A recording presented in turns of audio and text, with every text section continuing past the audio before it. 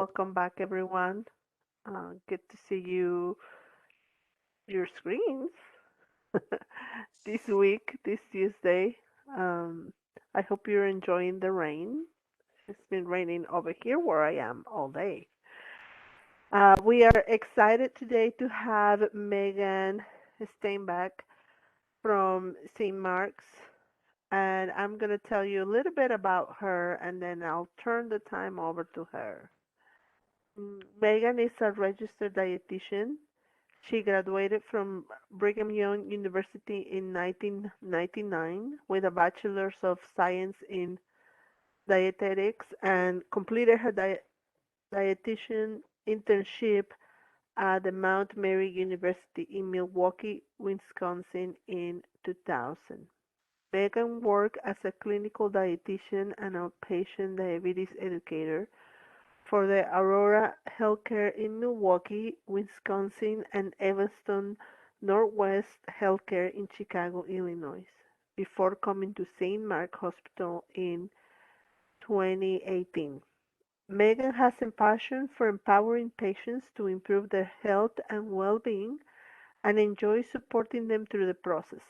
She particularly enjoys helping patients develop a healthy relationship with food and physical activity, an attitude of resilience and positivity as they work to manage their medical needs. In her free time, she loves to mountain bike, ski, read, explore new cuisine, travel, and laugh while spending time with her husband and three children. So, welcome, Mega. The time is yours.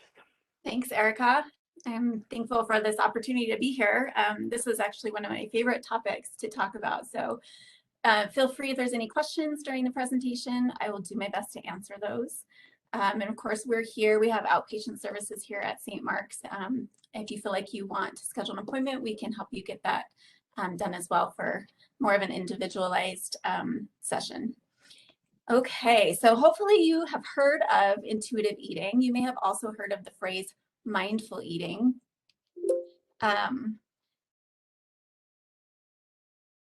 I'm having trouble with my slides, sorry. So we're going to talk about kind of a little bit of the difference between the two and trying to define, what those mean.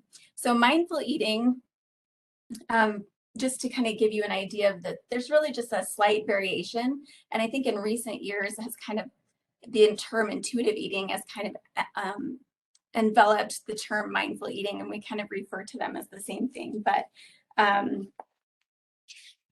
mindful eating really is more conscious eating, so aware of making, the choices that you're making when you eat, being aware of how much you're eating and when you're eating.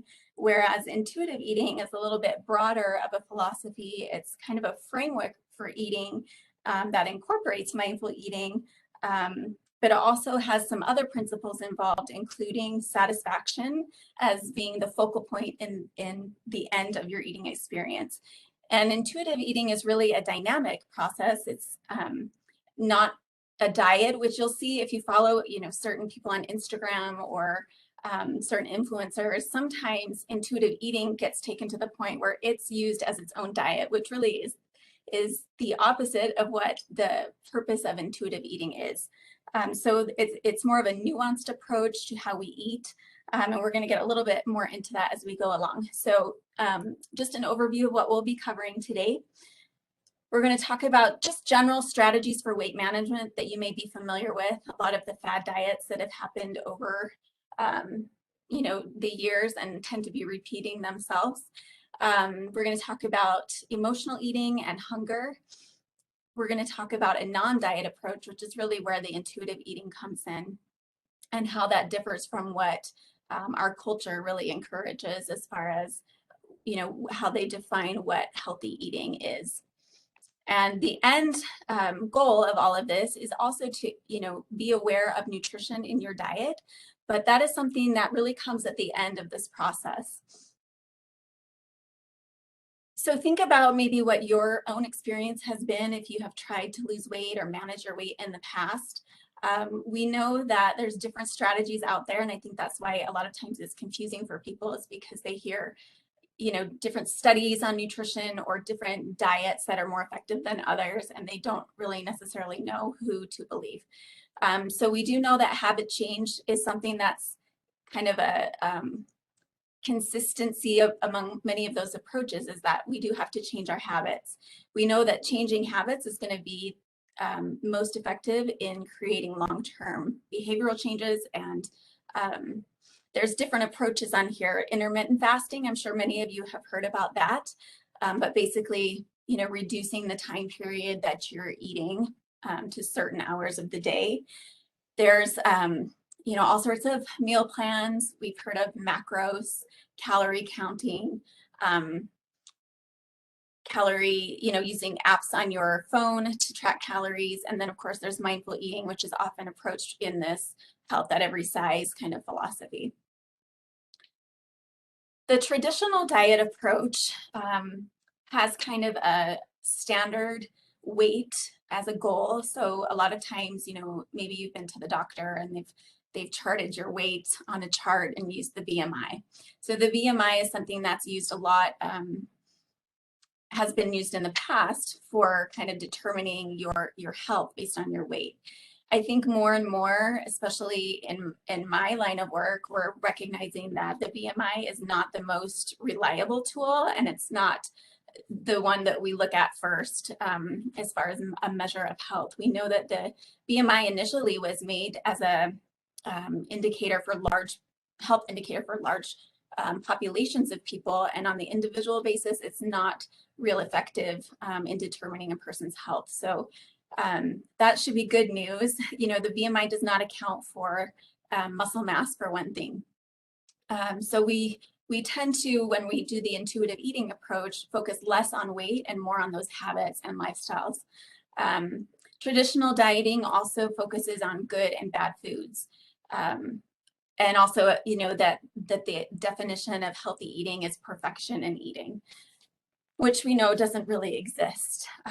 So we put in this traditional approach more trust in your healthcare provider than in the patient or in your own self and your knowledge of your own body. So emotional eating, you've probably heard of that term as well, but emotional eating is basically just eating for other reasons aside from hunger. We know that you can feel physical hunger and have physical cues to eat. So if you find yourself eating when you're not having those physical cues to eat, that would be emotional eating. And it could be all sorts of emotions. It ranges from just boredom, which is one of the most popular reasons for emotional eating, or depression, stress. But in that emotional eating, we tend to gravitate towards foods that are very flavorful. So high salt, high fat, energy dense choices. So you can understand then that if you're doing a lot of emotional eating, it's going to be difficult to reach weight goals. So let's talk a little bit more about the difference between physical hunger and emotional hunger. With physical hunger, it's generally a gradual feeling that builds over a period of time. We generally know that the hunger and fullness cycle is about 3 to 4 hours, meaning that if you were to eat a meal at 12 o'clock, you naturally would be feeling hungry again around 4 o'clock to 5 o'clock. So a lot of times that gets construed as like the afternoon slump, when really you may be just naturally hungry because it's been a while since you've eaten. Other traits of physical hunger, you have, physical cues like your stomach is growling, or you might be lightheaded, or you're just not thinking straight. And when you eat, when you're hungry, you actually feel better. That solves that underlying need. To contrast, emotional hunger is usually sudden. Like you could have just eaten, but now you have a craving for something sweet or something salty. Maybe it's, like I said, for a specific food, where with physical hunger, really any food can satisfy that need because it's a physical need. With emotional hunger, it's usually for a specific food that you're looking for. When we refer to it as above the neck hunger, that means, again, there aren't those physical cues that you would have with actual hunger. It's more, like a mental state, something that's triggered by those emotions that I mentioned, like boredom or stress, or anger, for example. And so a lot of times with emotional hunger, we're not really paying attention to what we're eating. We're not paying attention to how we're feeling when we eat, or if it's actually improving what we thought was our need to eat. And then oftentimes that cycle is followed with guilt. So just some, basic ways to start practicing more mindful eating. You can kind of compare and contrast these examples. A lot of times, especially in our culture, we're very busy. We, oftentimes don't even take time to have actually a meal break where we're not distracted by work, or completing another task while we're eating. So, one of those things to be more mindful is to try and limit distractions and actually start listening to your body, which sounds kind of funny when it comes to eating, but you do have to kind of be aware of how you're feeling as you're eating and pay attention to that to know when you're full and when you're satisfied. So paying attention to those signals. When that stomach growling goes away and you feel like your energy is improving and you could go, the next 3 to 4 hours without needing to eat. Another practice for mindful eating is to eat with others, have a set kind of a schedule, while still listening to your needs. Some days naturally you're going to be hungrier than other days. And so paying attention to that and eating accordingly. So to contrast that kind of traditional diet approach, which is very much enforced by our culture, I think, just as reference, our diet culture, the diet industry, the industry that sells products related to weight loss and management is something like almost $300 billion a year, and that's expected to grow. So there's definitely a monetary incentive for why these diets and these products are out there, and it's not necessarily because they're effective. So what is the non-diet approach? I think instead of an ideal weight, instead focusing on what a healthy weight is for you. Being aware again of what hunger is and what it feels like to be satisfied and what that feels like for you. Your signals might be different than your friends or another family members. So being aware of how your body sends those messages. A non-diet approach is non-judgmental, and I think this one is really difficult for someone that especially has had a lot of experience with dieting, and has really been entrenched in that good food, bad food kind of mentality, where if I eat a food that's bad, then I therefore am bad. So trying to switch your mentality to more of a non-judgmental state, where food is neither good nor bad. It is something that helps you to feel satisfied. And even there is room for enjoyment when you eat as well with this non-diet approach. Size acceptance.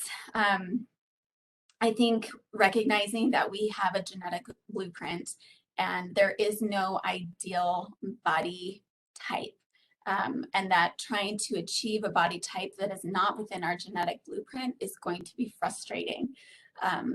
So trying to find, some trust in your own self and your own body is part of that approach as well. Okay, so getting into really the nuts and bolts of what intuitive eating is. Intuitive eating comes from, I guess the framework comes from a book that is published by Evelyn Tribal. She is a dietitian, and Elise Resch, she's another dietitian. They co-wrote this book called Intuitive Eating, a revolutionary program that works. So this is available. You can get it on Amazon. There's even an audio book. There's a workbook. I think the workbook can be very helpful if you're starting kind of a intuitive eating journey with yourself, and that can help you get started. The book kind of reads somewhat like a textbook, so it can be a little wordy, but I think it is good to, if you haven't read it, to read that. and to try and give you kind of some background of what this intuitive eating is all about. But that's what we're going to be talking about, the principles that are introduced in that book. So the first principle is to reject the diet mentality. And like I said, that's usually really hard for people that have been, have experienced a lot of dieting in their history. But basically it means trying to get away from all of those traditional methods, those diet books and the articles that are giving you these quick weight loss promises. Like I said, we know that there is a diet industry out there that is making money off of this whole process. And that should kind of open your eyes to the idea that it's not effective. These products are not meant to promote long-term weight loss. So that's the first step, is to try and get away from all of that, which is not, it's easier said than done, but that is one of the first principles. So consider, kind of evaluate maybe what your habits are and where you're starting from. Everybody's going to be starting at a different point with different experiences. There are different types of eaters, and this is something that's kind of elaborated on in the book, but these different types of eaters kind of qualify, what your experience has been and your approach to food and eating. So for example, a careful eater, they are very focused on fitness and health. They maybe appear to others to be the perfect eater, but inside they really anguish over each of the foods that they're choosing and what's happening when they eat that food and how it's going to affect maybe what their goals are that they have for health. Opposite that is the unconscious eater. So this person is mostly distracted. They're not focusing on eating. They're not setting aside meal times to eat. I would think a lot of people fit into this category, kind of the classic eating your lunch at your desk or snacking while working. You're distracted by something else, another task, and so you're not paying attention to what or how much you're eating. The chaotic unconscious eater. So a lot of this, again, fit in this category. We're just overscheduled. We're too busy really to take time to sit and focus on what we're eating or to plan ahead about what we're going to be eating. So this gulp and go kind of style where, whatever food is available, that's what I'm eating, because I don't have time to think about preparing something else, and that's there at the moment, so that's what I eat. The refuse not unconscious eater, similar, but basically triggered by the presence of food. So if there's food available, I am going to eat it. So this person is more vulnerable to things that are open and out for the taking, like candy jars or things that are provided in meetings, that type of thing. The waste not unconscious eater, free food. Okay, so you kind of see this in the movies with the stereotypical ladies bringing in their purses and taking all the extra free food and putting it in their purse. That's kind of what comes to mind. But basically, you don't want to waste that opportunity for free food. So their eating drive is often influenced by the value of the food dollar. And so situations like an all-you-can-eat buffet, it's hard for them to limit portions because they don't feel like they're getting as much value out of their meal if they don't eat more food. The emotional unconscious eater, uncomfortable emotions. So this is what we were talking about earlier with, emotional triggers to eating. So stress or uncomfortable feelings are managed with eating, especially when they're not around other people. So there's the professional dieter. Probably all, maybe you've experienced it or have a friend that they just, whatever the latest diet is on, they or is around, they are on that diet. They've tried everything, perpetually dieting, whatever the latest book is out there or, the latest fad diet. And then there's the intuitive eater. I would say the intuitive eater is more of an unaffected eater. They're not affected by these other things like necessarily cost or distraction or emotion. Their trigger is biological hunger. I'm going to recognize when I'm feeling like I need to eat, and I'm going to stop and I'm going to focus on eating. This person makes food choices without experiencing guilt or an ethical dilemma, which I know for some people is, they think that's impossible. Like, how can I eat anything and not have some sort of feeling about what I just ate. So this person is really just focused on honoring their hunger and respecting fullness. So stopping when they're starting to feel satisfied and they're actually enjoying what they're eating, not feeling those after feelings of guilt. So you kind of, again, have to evaluate where you are in this process. I think the key with intuitive eating is you have to be ready to change. If you're not mentally in the space where you feel like you can make some of these changes or work on these principles, then maybe it's not the best time for you to start. But I think, like, again, reading through this book, it kind of helps you evaluate where you might be and what the next step could be for you. So if you are feeling like you're tired of always being on a diet and feeling guilt about what you're eating and thinking about food all the time, a lot of our patients say that. They're just like thinking about food all the time, what they're going to make, what they just ate, if it's good or bad, those types of things. If you feel like your relationship is negative with food, the overall goal of intuitive eating is to get you to a place where you have a healthy relationship with food, where you feel like you can honor your hunger, and be satisfied with food and actually enjoy it without those feelings of guilt. So that is a healthy relationship, which for, I think, many people feel like that's something that's difficult or maybe something they feel like they can't attain. Also, part of that is having a negative body image. So if you feel like you're just always down on yourself and not feeling well, this might be something for you to start trying. Okay, so principle 2, honor your hunger. I've mentioned that a lot and it makes sense, right? It's interesting because when I'm feeling more ancient as we have younger students here. I graduated in 99. We did not do any of this intuitive eating when I was in school. It just wasn't a thing. And now they are teaching it in school because as a society, I think especially we've gotten so far away from just kind of the biological need and satisfaction of eating that we actually have to retrain people's brains on how to approach this. So you can kind of think of intuitive eating as a toddler. If you've had a child, you'll notice that they don't eat when they're not hungry. And they could take one bite of a cookie and put it down and walk away, no problem, because they are paying attention to how they're feeling and what they're getting from the food. Actually, you've seen kids like fall asleep in the middle of their birthday cake. It's kind of that is intuitive eating, paying attention to what your needs are and honoring them in the moment.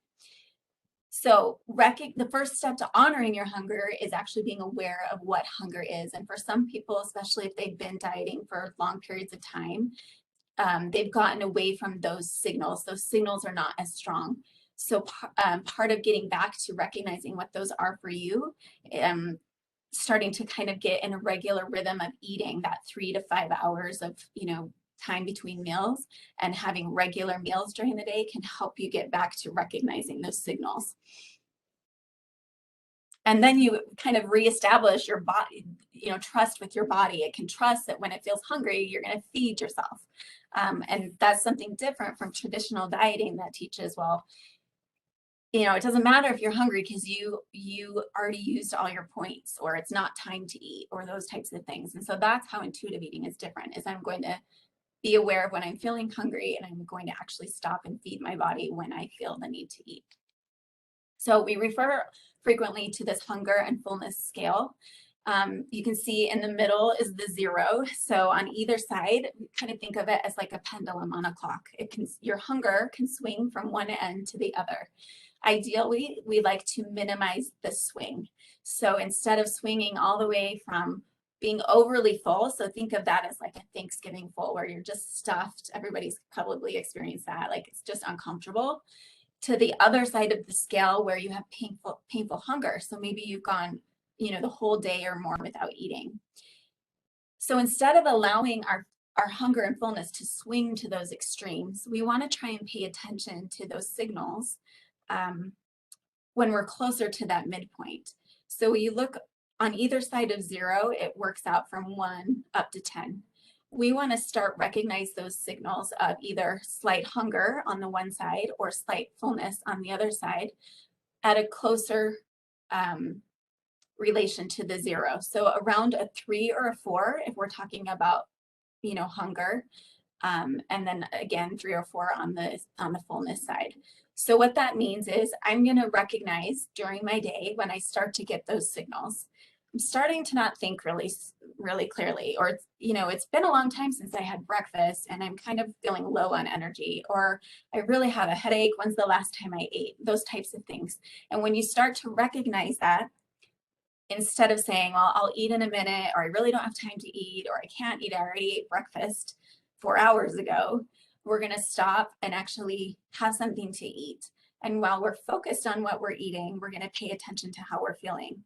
So we're going to work up the other side of the scale. At a 1 or a 2, we're feeling better, like I'm getting some relief from my hunger, but I really still need more to eat before I'm going to be satisfied. And then further up to a 3 or a 4 where I'm feeling comfortably satisfied, but I feel like if I stopped eating, I would not need to eat for another 3 to 4 hours, instead of continuing to eat because either the food's there or we're distracted and not paying attention to how much we're eating, or it's really our favorite food, so we're just going to eat what's there, that type of thing.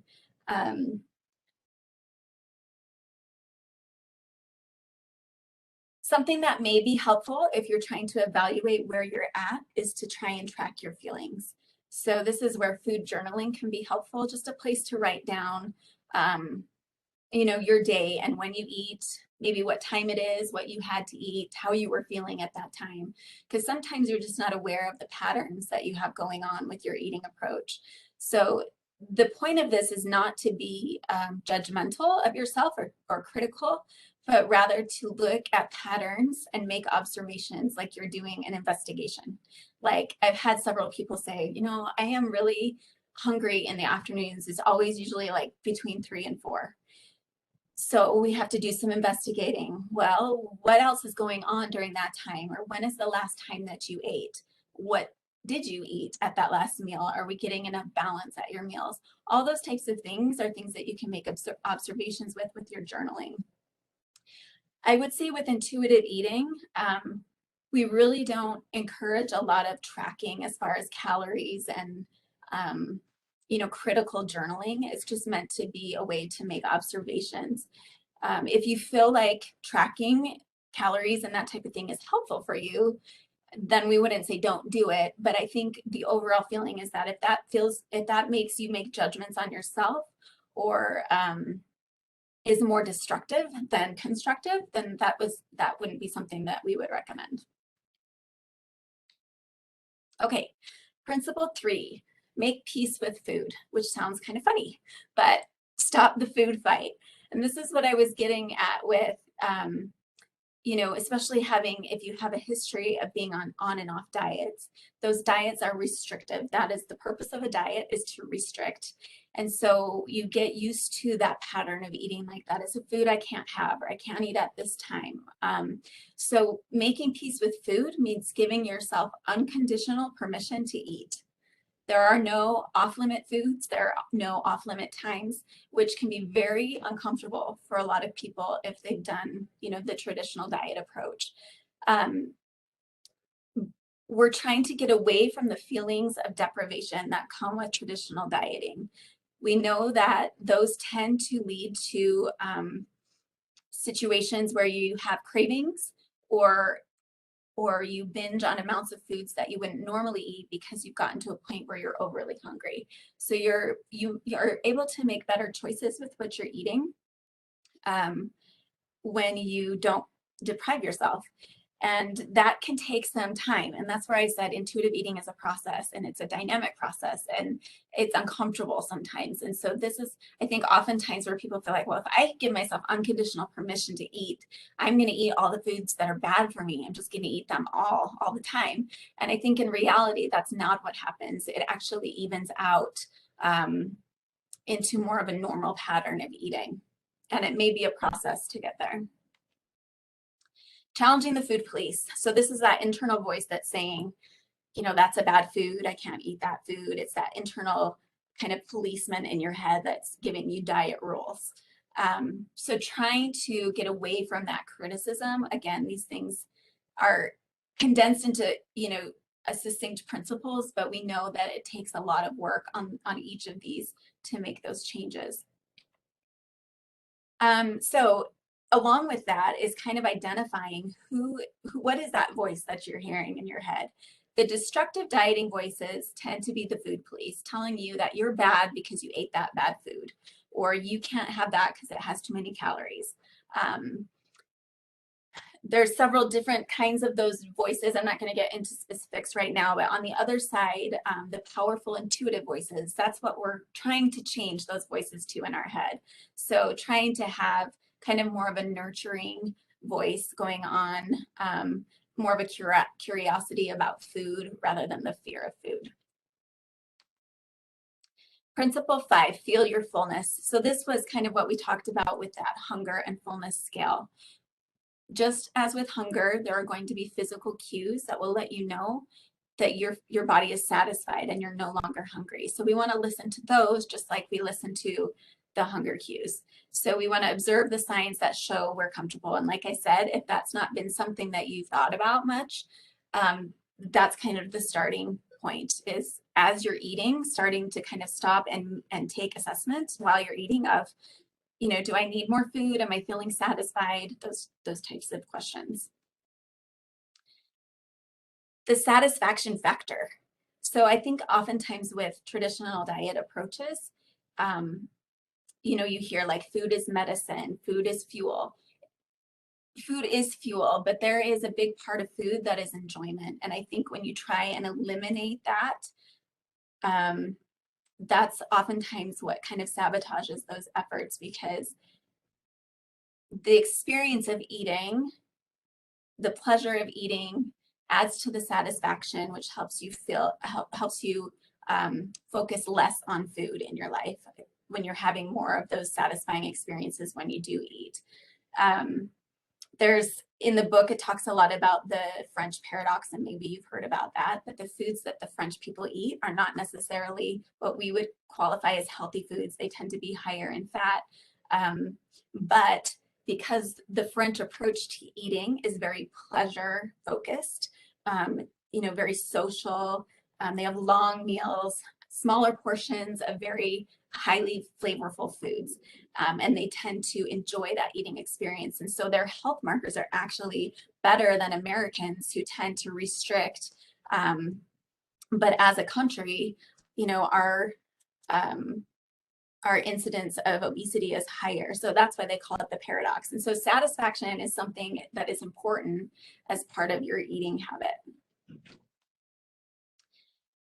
So as you're experiencing food, and to add more pleasure into your eating, try to be more aware of the texture of your food, or the colors, the temperatures. All of those types of things kind of contribute to the satisfaction and the experience of eating. And it's not to say that this is like every time you eat. Obviously, we can't always just sit and think about how good our food is or what we're appreciating about what we're eating. But I think the idea that pleasure and enjoyment does not have to be eliminated from your eating experience.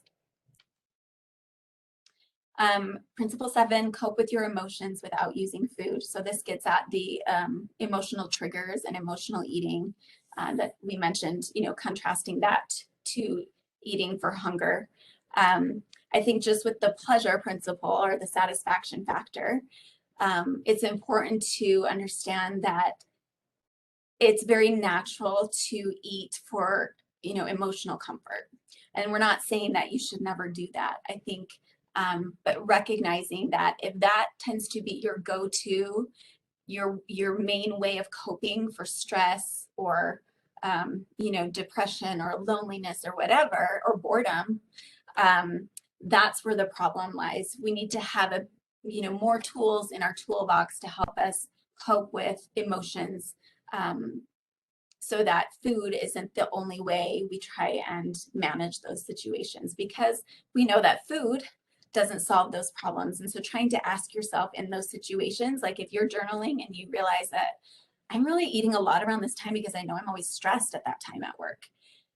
So what else could we put in place instead of eating in that situation that would actually address your underlying need? We know that the tools that you use need to kind of address relaxation and stress management. exercise strategies, all of that, but trying to be comfortable with discovering and writing out those emotional waves you have and trying to figure out the thing that works best for you in those situations. And like I said, it's not a perfect science. A lot of this is trial and error. But knowing that, enjoying a food or comforting yourself with, like soup in the winter, there's really nothing wrong with that. It's really, do you have other coping tools in your toolbox? And we do know that exercise is still the most effective mood regulating behavior. So we're going to talk about that too.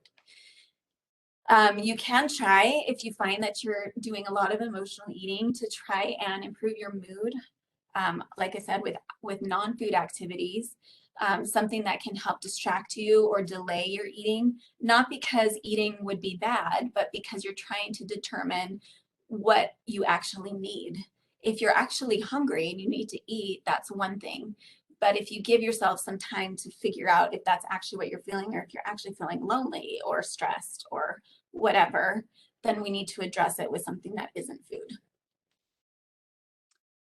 Principle 8, respecting your body. So I mentioned this before, accepting your genetic blueprint and knowing that there really isn't an ideal body weight for everyone across the board. Recognizing that there's kind of this place of authentic health where you're reaching a healthy weight for you, something that's maintainable without extremes in eating or exercise, so that it's maintainable and manageable long term. So that means respecting basic needs, right? So making sure that you're getting enough hydration during the day, that you are able to, I think sleep is a big factor too that people forget to address, but being realistic in your goals, trying to work on changing that internal voice, and how you're talking to yourself. Oftentimes I hear, practitioners refer to intuitive eating as how would you, it's the way you would feed your friends and your loved ones. That's what intuitive eating is. Which I think it's easier for us to understand that when we're doing it for someone else rather than ourselves. Principle 9, exercise and feel the difference. So I think with exercise, as with traditional dieting, there's a lot of focus on weight, right? So I think exercise gets kind of coupled with weight loss as a means to lose weight. And so it can get frustrating when you are exercising and you're not losing weight, or maybe you do lose the weight, so you stop exercising. But recognizing that exercise in and of itself has its own benefits for health. And so trying to find something that works for you, and to move in a way that's comfortable for you and something that you enjoy. So again, that you can continue to do it, being realistic in those goals. And sometimes that's uncomfortable for people that maybe have been tracking the calories that they're burning while they exercise, etc., but trying to focus instead on the enjoyment of the activity, to try and get you in a place where you're enjoying moving more. So in focusing on how it feels. It helps with sleep. It helps with, you actually produce endorphins when you exercise. It helps you feel better. It's good for muscle maintenance and maintaining your lean muscle mass. Just an overall sense of well-being. Number 10, honor your health, gentle nutrition. So it's interesting. This principle of gentle nutrition is saying that, and I noticed that's spelled wrong, I'll have to fix that. That kind of comes at the end, which I think if you, again, have been traditional dieting, a lot of the focus is on calories and nutrition and making the perfect choices. But I think with intuitive eating, we recognize that unless these other things are in place, you're really not in a place where you can start looking at nutrition in a healthy way. If there's good and bad foods, or you're trying to be perfect in your eating, that's actually not what we're defining as good health or healthy eating. So after you've kind of worked on these other principles, recognizing that we're going to make choices that are going to honor my health and help me also to enjoy eating. And some days that's going to mean I have something sweet. Most days it probably won't. Or, getting to that place where you feel like you can have something of your favorite food and just have a small amount and know that you can have that at any time. So I don't need to eat the whole bag. I don't need to have, more than one portion or whatever. So that's kind of a process. And that's why this principle is more at the end, because it builds on the other things that we've already talked about. So we like to focus on what we can add to our diets instead of all these, can't haves. When I mentioned how a lot of people mention that they feel like they're thinking about food all the time, that's kind of a red flag.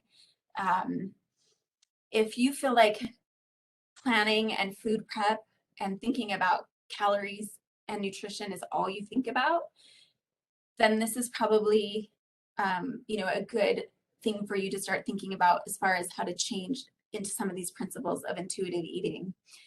Planning and food prep is important and it's helpful. But if it's a place where it's all consuming and it's, kind of decreasing your quality of life, and that's where we need to make some changes. We want you to be feeling better, to have more energy, to feel healthier. And I think that includes the mental health space because that is very closely related with dieting. Being flexible is key, and knowing that these changes and these habits are something that you need to be able to maintain long term, and knowing that you will not have the rapid high amount of weight loss that you might get with some of those fad diets that are out there. The results will likely be gradual.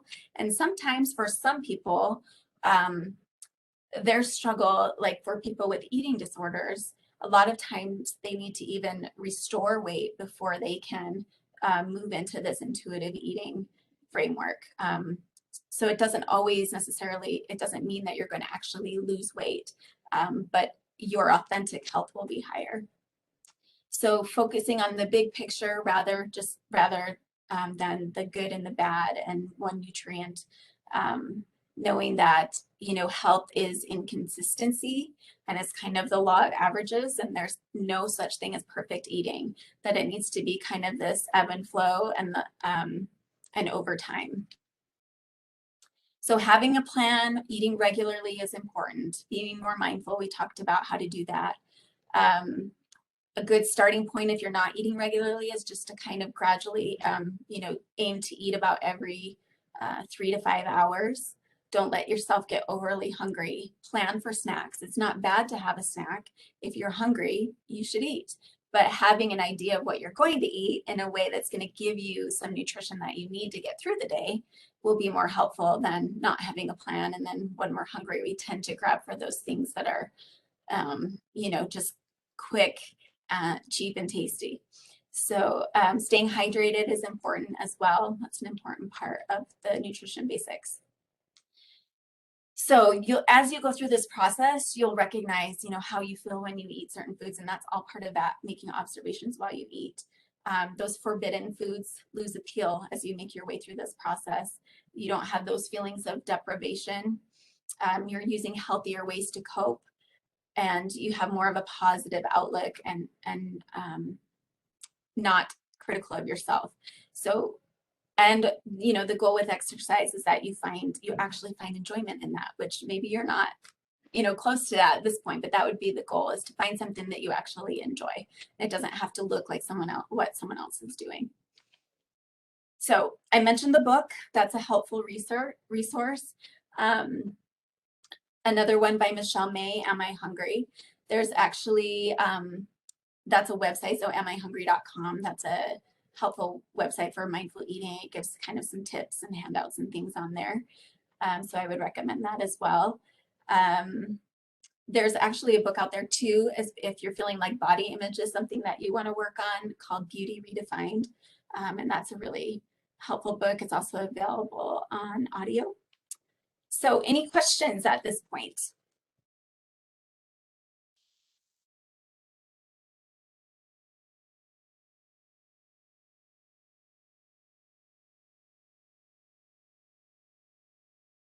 Guess that's a no, huh?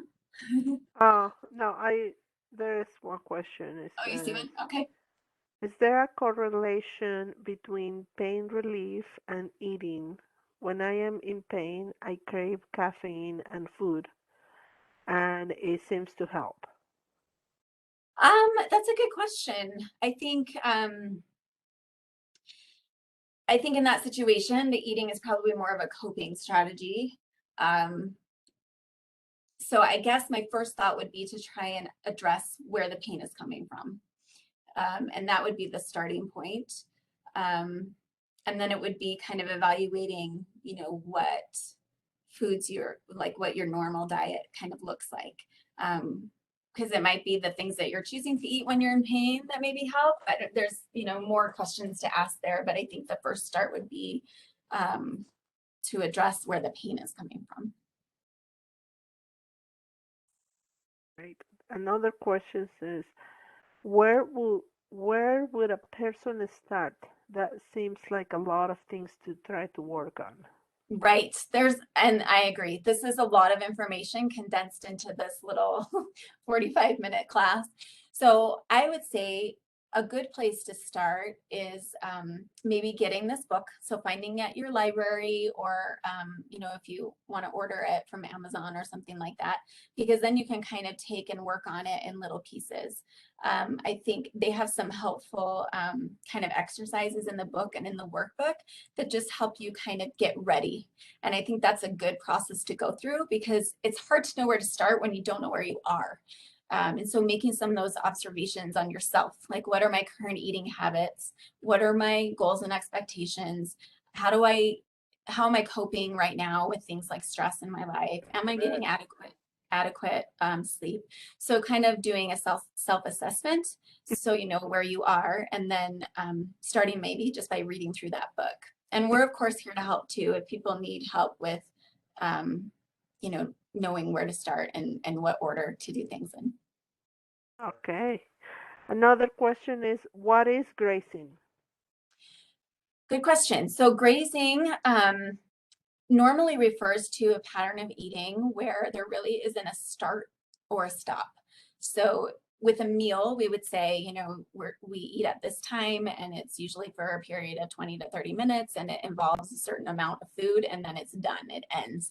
And there's no eating until the next meal time. With grazing, it means without a start and a stop. So maybe it's an open bag or an open can of nuts or something where you're just kind of snacking on it throughout the day. There's not really a set amount of a portion. There's not really a stopping point. It's just unless you eat until the package is gone, for example. So that would be kind of the distinguishing factor is, something that does not have a starting point or a stopping point or a set portion. Okay. The next question, you do have a few questions, so Okay. you know. Okay, what was the last book you mentioned? I didn't hear the title. So I mentioned The Intuitive Eating, which is by Evelyn Tribal and Elise Rich. And then the other one was a website by Michelle May, Am I Hungry? And then I think I also mentioned the Beauty Redefined. And that's more of on body image, but it's a good read. Okay. Next question is there anything that can be done for weight gain after dieting? Do you mean you have dieted and then you've had weight regain? That's what it looks. Okay. Yes, she said Okay. yes. Yes. So yes, studies do show that. We call it kind of yo-yo dieting, where you go on a diet for a period of time and lose weight. And then oftentimes we do see that, when you go off of the diet, we see that weight regain and then sometimes even more than that. So it's hard to answer that question specifically. It's kind of an individual basis. And I don't know that we have an exact reason why that happens. We just know that it does tend to happen. So I think it would be, again, kind of like working with the individual to identify, habits and kind of patterns in their eating and where to start on an individual basis. That's going to be different for everybody. The next question is, what is a weight treatment center and who would attend that type of clinic? So I can speak to what ours is. So we refer to ours as, it used to be called the Weight Treatment Center. Now we call it the Metabolic and Nutrition Services Clinic. So we see people for all different types of reasons, nutrition related. Some of our patients are wanting to lose weight. Some have specific medical conditions that they're trying to address with diet changes. Some people are preparing for bariatric surgery. So we do have a nurse practitioner here who helps patients with both surgical and non-surgical weight loss. And we also have support staff, so dietitians and social workers that help with counseling. So I would say if that, we also see people with diabetes, so that's the metabolic part of it. So I guess if you find yourself in any of those categories, that would be a good place for you. And the last question is, a few years ago, HGH was huge. Is there any statistics on those people now? Was that a good method? Good question. So the HCG diet was kind of hormone based, and they would have you take, is that what she's referring to? I'm assuming like injections Yes. of hormone to help. So the problem with that, as is with many of the more kind of fad diets, is that it's not a long-term solution. So for someone that maybe lost weight on that, you can't be on those injections lifelong. So they'll come off the injections and then they'll regain weight. So what the intuitive eating approach is more of um, a place of kind of evaluating on an individual basis what your relationship with food is and kind of working within that framework to help you make some changes that will be more sustainable long term. And it does have to do also with what the individual's goals are. So with intuitive eating, the end result is not always weight loss. Sometimes, like I mentioned, if you're kind of dealing with eating disorders, it might actually mean weight gain for someone with anorexia, for example, or it might be just having a more stable weight because you're not having fluctuations from going on and off diets. So that's an important part of recognizing. That's why we talk a lot about body image and recognizing that there's really not one ideal body weight. That weight is only one indicator of health. And so I think that's the hard thing because our society, our culture focuses on weight as the indicator of health. And we're just trying to say that is one. There are lots of other indicators of health that are maybe even more important than weight. Thank you. It was very helpful. There are no more questions in the chat. Okay. Well, hopefully I answered them okay. But like I said, our number, I think Kim was going to send you this, like a PDF of the slides. So if anybody is interested in having those for reference, those will be available. And then our phone number too is on the slide. So you can contact us if we can help you in any other way. Awesome. Great. Thank you so much, Megan. It was very helpful, very good information and very helpful. So Great. we appreciate you being Yeah. here today. Thanks for having me and thanks for the questions. Thank you. And thanks everybody. Next week, just want to let you know, next week, Paige, our own Paige, you guys all know her. She's going to be talking about posture uh, because, good posture is the foundation for any exercise program. Learn why posture um, is good for physical health and how can we practice it every day. So that is next Tuesday at 2 o'clock. Thanks again for being here and have a good rest of the week.